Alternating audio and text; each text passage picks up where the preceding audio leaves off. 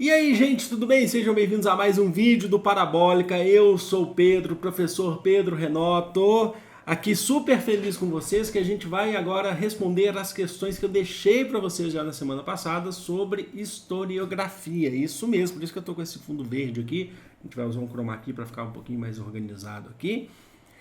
E é isso. Eu deixei no primeiro link da descrição do vídeo passado, mas eu já vou deixar aqui nesse também o primeiro link da descrição. Vocês vão ter acesso ao PDF com 10 questões de historiografia. Na semana passada a gente já respondeu uma questão só para colocar no vídeo.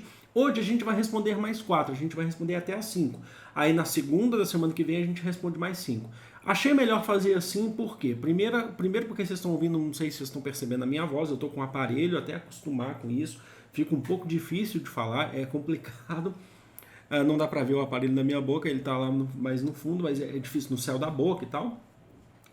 Outra coisa importante é porque é bom que a gente dá uma conversada, a gente consegue ver com mais calma cada questão.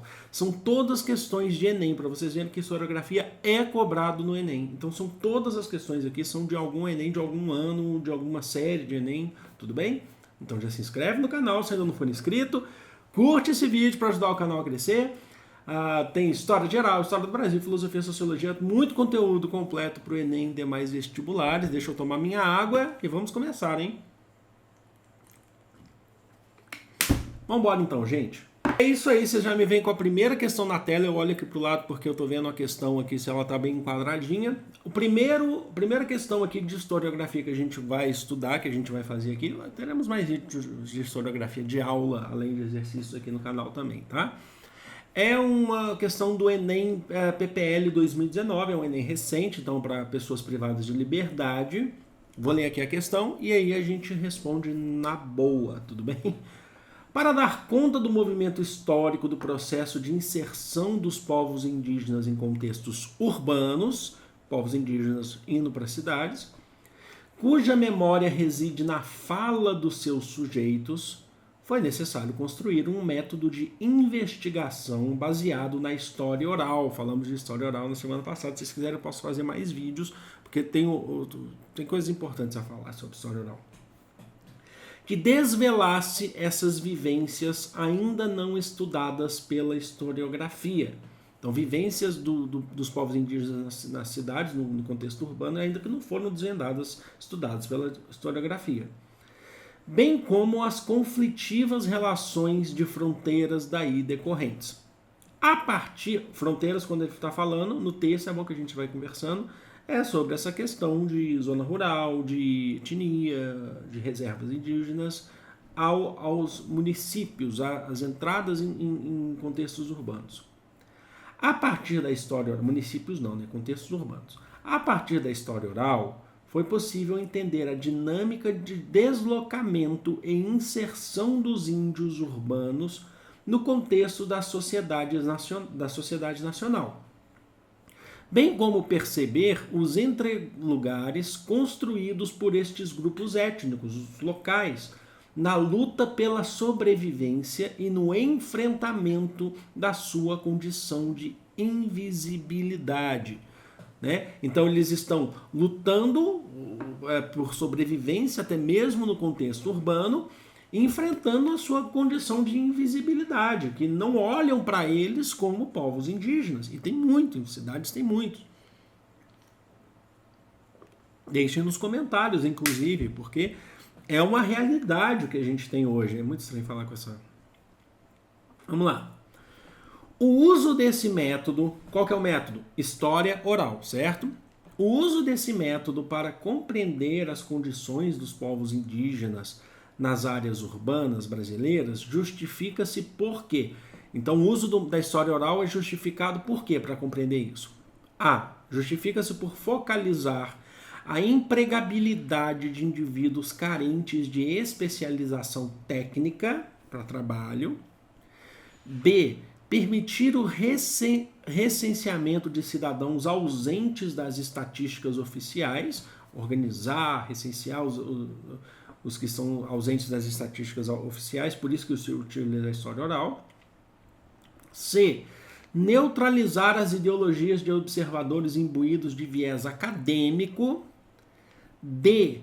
promover o retorno de grupos apartados de suas nações de origem, devolver, né? Devolver é um termo muito, mas é promover, né? Devolver. Promover o retorno desses povos indígenas vivendo nas cidades às suas nações de origem.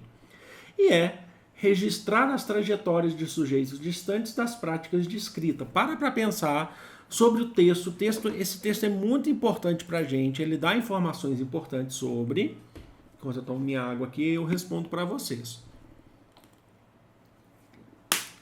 A alternativa correta, corretíssima inclusive, a alternativa é registrar as trajetórias, deixa eu até marcar aqui que acho que é interessante, registrar as trajetórias de sujeitos, certo?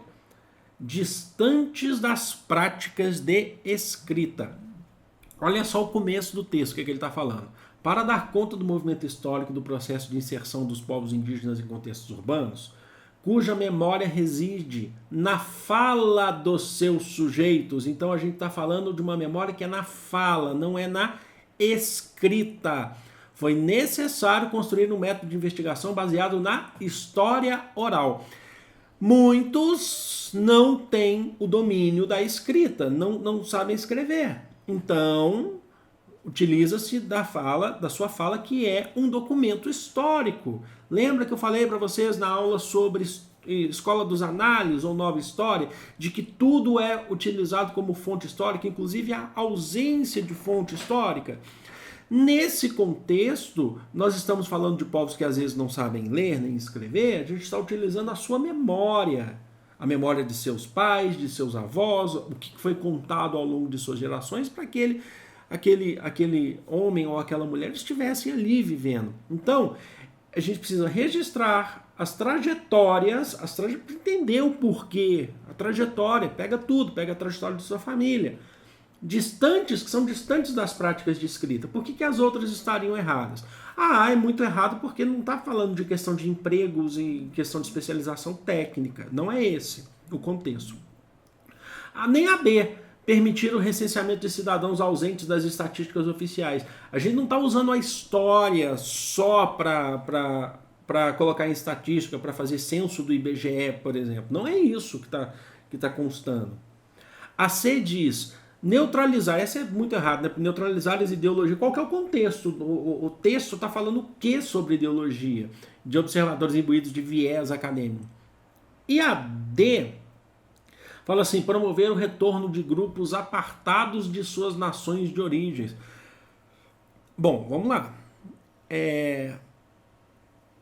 Eles têm o direito de estar na cidade, de estar no contexto urbano, de construir cultivar a sua cultura até mesmo dentro do contexto urbano, ainda que em muitos casos isso é muito triste por terem perdido suas terras e por aí vai. Mas ninguém está falando assim de promover. Uma coisa que é muito importante na história, muito importante na sociedade, é perguntar ao sujeito, e é o que pouco é feito. É perguntar ao sujeito o que ele acha daquilo, se ele quer entrar nesse contexto. Eu lembro muito bem de uma história, acho que era da Copa de 2014 e Olimpíadas de 2016. Vocês lembram da questão dos povos maracanãs, que queriam desabrigar os povos maracanãs, tirar suas terras? E qual que seria a ideia? Vamos construir um museu para eles, para contar a história dos povos que vocês mataram, sabe? Infelizmente, muitas vezes o poder não pergunta, não quer saber o real interesse de quem está ali, sabe? De quem que está sobrevivendo. Alternativa Enem 2020, um Enem bem recente aí com o texto da Mari Del Priori. Vamos lá. A questão 3 agora. A reabilitação da biografia histórica integrou as aquisições da história social e cultural. Então vamos reabilitar, falar um pouquinho de biografia, né? Sobre a vida de determinadas pessoas na história. Oferecendo aos diferentes atores históricos uma importância diferenciada, distinta, individual, biografia. Mas não se tratava mais de fazer simplesmente a história dos grandes nomes, não precisa ser só dos grandes notáveis da sociedade. em formato agiográfico, quase uma vida de santo. Agiográfico vem, de fato, de história dos santos, tá? O texto já resolve. Quase uma vida de santo. Não é para fazer, tipo assim, uma grande pessoa que subiu na vida, cresceu como um grande santo, virou um grande notável, saiu do nada e tal. Sem problemas nem máculas, mas de examinar os atores ou o ator, célebres ou não, são famosos ou não, como testemunhas, como reflexos, como reveladores de uma época. Aí a gente também está trabalhando a questão que pega lá da nossa aula da Escola dos Análises ou Nova História, que tudo é história, a importância da história. Olha só o foco que o Enem está dando nisso. De acordo com o texto, novos estudos têm valorizado a história do indivíduo por se constituir como possibilidade de estudar a história do indivíduo, da possibilidade de a E está aqui embaixo, né? Deixa eu só descer aqui, ó, pra vocês verem. Deixa eu ver se dá para ver aqui, ó. Isso, a alternativa E está aqui embaixo, ó. Deixa ela aqui, ó. Adesão ao método positivista. Então vamos valorizar agora a história do indivíduo, porque isso constitui como possibilidade de adesão, de incorporar o método positivista. B, expressão do papel das elites. C, resgate das narrativas heróicas. D, acesso ao cotidiano das comunidades. E lá embaixo, aqui, ó, deixa eu ver, sempre quis fazer isso, tipo assim, não, agora já não deu, pessoa do tempo, né? Hoje, sol em Belo Horizonte. Interpretação das manifestações do divino. Acho que essa ficou bem tranquila de se pensar, né? Mas vamos responder ela então. A alternativa correta, alternativa D. D de dado. Acesso ao cotidiano das comunidades. Estudar a história do indivíduo se constitui como possibilidade de entender a comunidade ao que ele vive. Certo?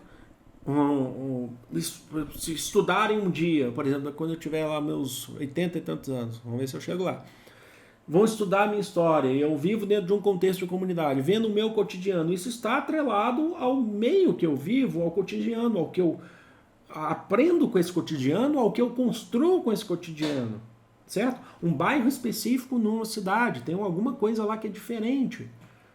Então vamos estudar uma pessoa ali para ver o que ela pode contribuir, o que ela já aprendeu ali, entendeu? Todas as outras seriam totalmente o oposto. Adesão ao método positivista. Exemplo do método positivista, que só trabalha com documentos oficiais, grandes narrativas, certo? A B fala expressão do papel das elites. Não é para entender o papel da elite, a gente está falando de uma história também que vem de baixo para cima, socialmente falando. A C fala resgate de narrativas heróicas. O texto fala sem essa. Olha só, vou até subir aqui, ó. Sem, cadê a parte das narrativas heróicas? Não tem uma parte que fala? Vamos achar aqui. Instinto individual ou eu que estou viajando? Simplesmente é dos grandes nomes. Quase uma vida de santo sem problemas e máculas. Mas de atores, célebres ou não. É isso mesmo, né?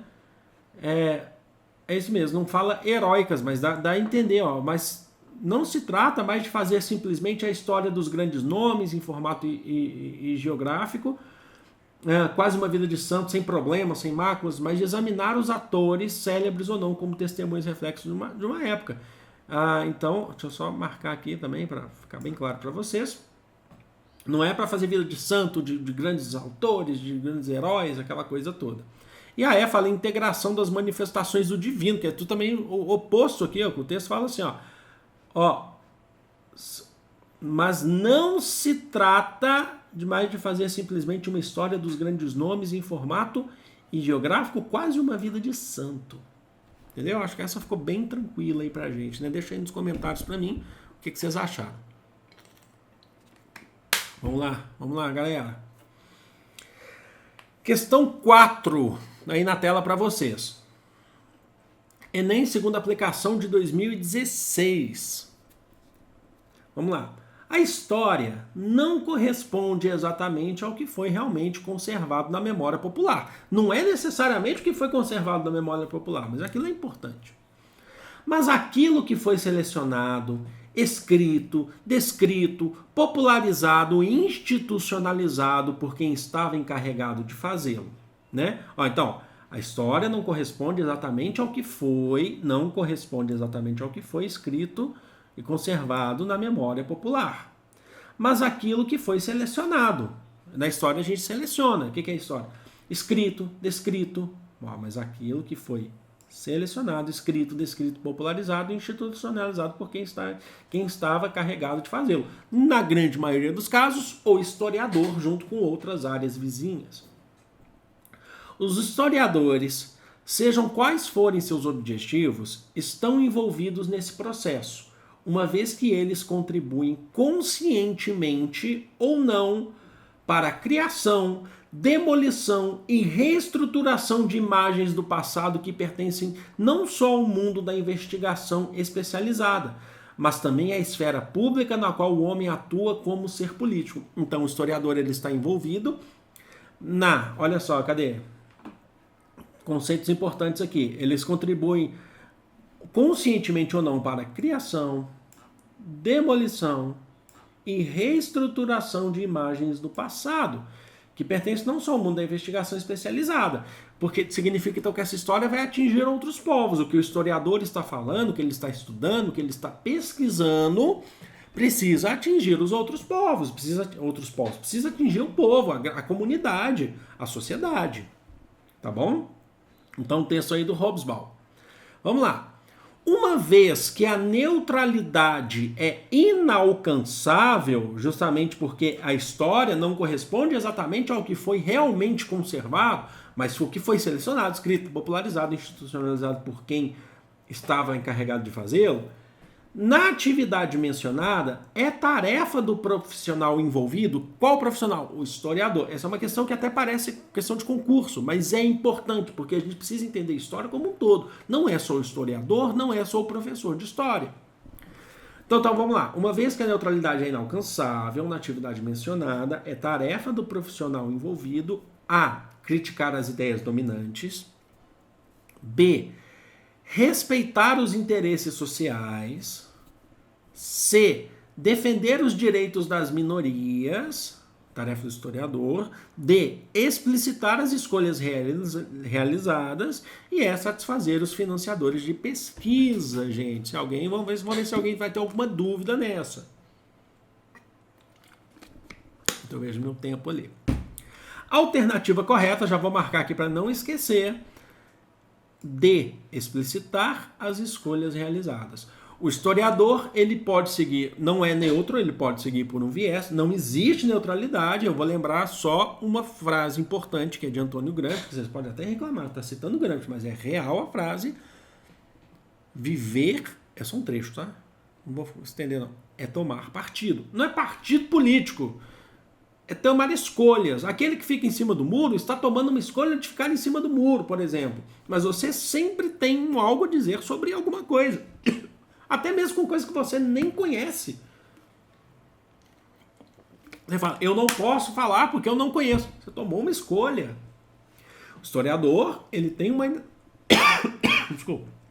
Ele não é neutro, assim como ninguém é. Nenhum professor não é neutro, ninguém é neutro. Você vive, você está lutando por sobrevivência todos os dias e para isso você tem que fazer escolhas diárias. Na atividade de qualquer profissão você faz escolhas. O historiador selecionou o que é escrito, descrito, popularizado, institucionalizado.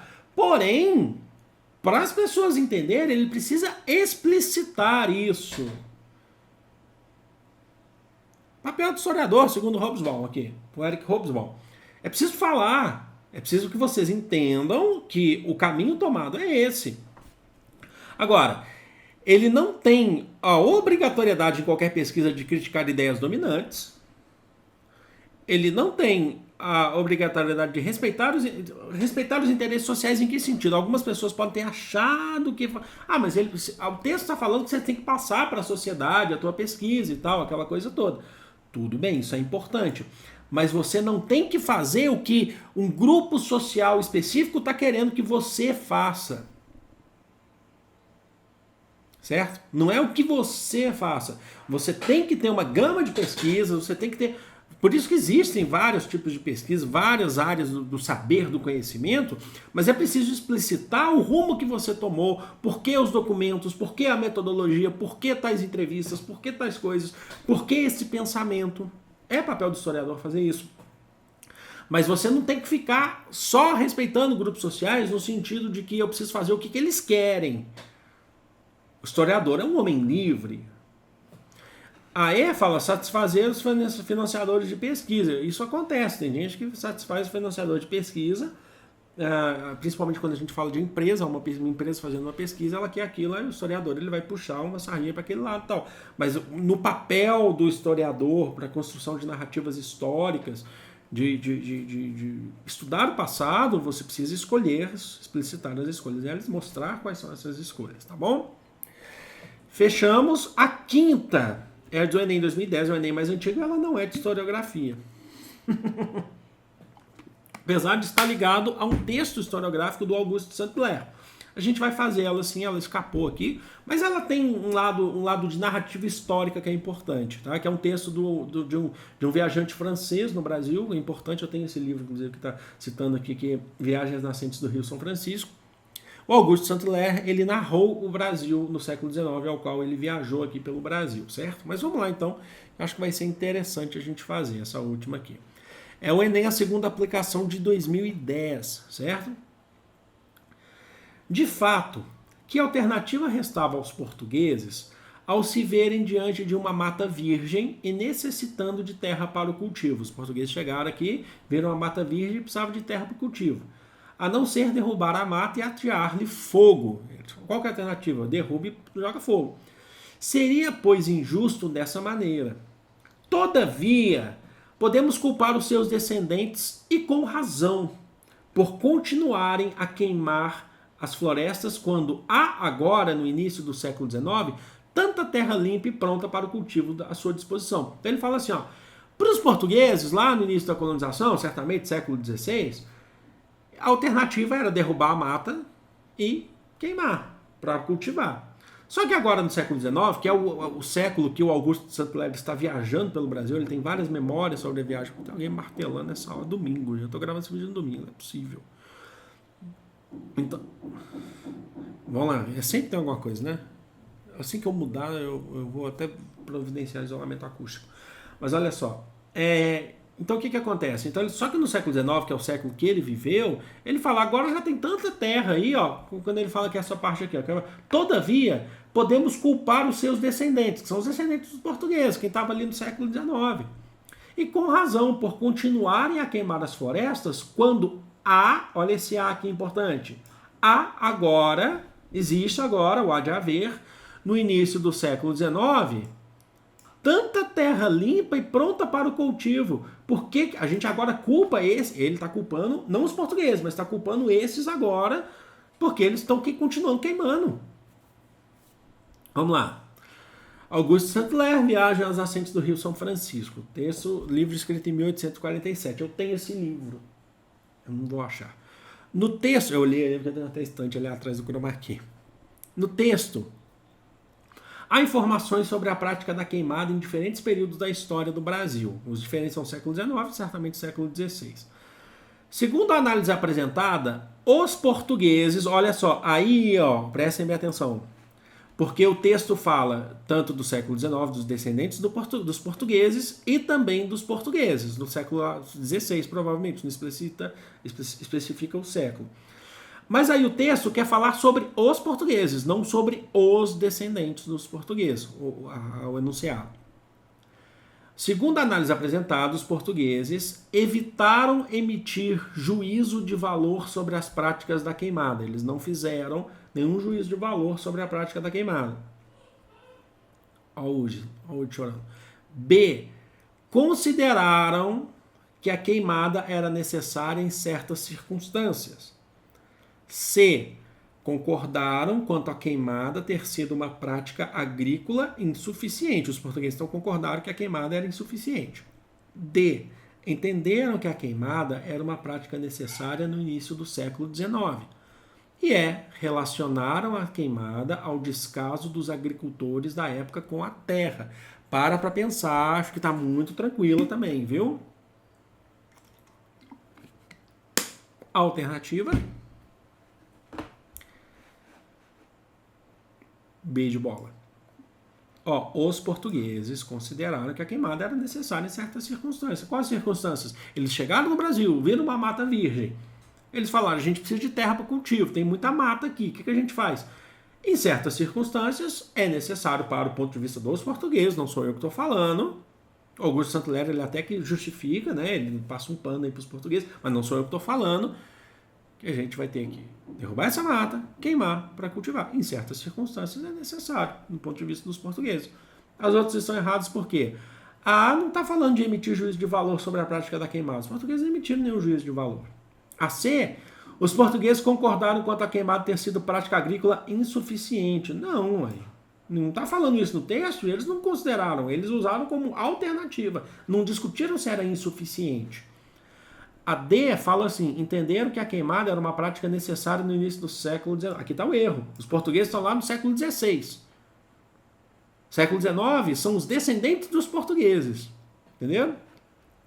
E relacionaram a queimada ao descaso dos agricultores da época, com a terra. Eles estão falando isso, o Augusto Santo Lero falou alguma coisa sobre os portugueses relacionar a queimada ao descaso dos agricultores, falar eles estão em descaso. Não, eles estão usando como alternativa, tá simples, tá no texto, tá falando isso pra gente, entenderam, gente? Voltei aqui com essa minha cara gigantesca, o chroma key, enquanto o Woody... eu deixo ele no cercadinho para gravar, porque senão depois ele faz um fuzuê aqui. Enquanto ele já está perdendo, já está estressando, está perdendo a paciência lá, eu vou ficando por aqui, espero que vocês tenham gostado. O link para as questões está no primeiro, o PDF para as questões estão no primeiro link da descrição, não fiquem com pena dele, tá, gente? Ele está aprendendo muito ainda.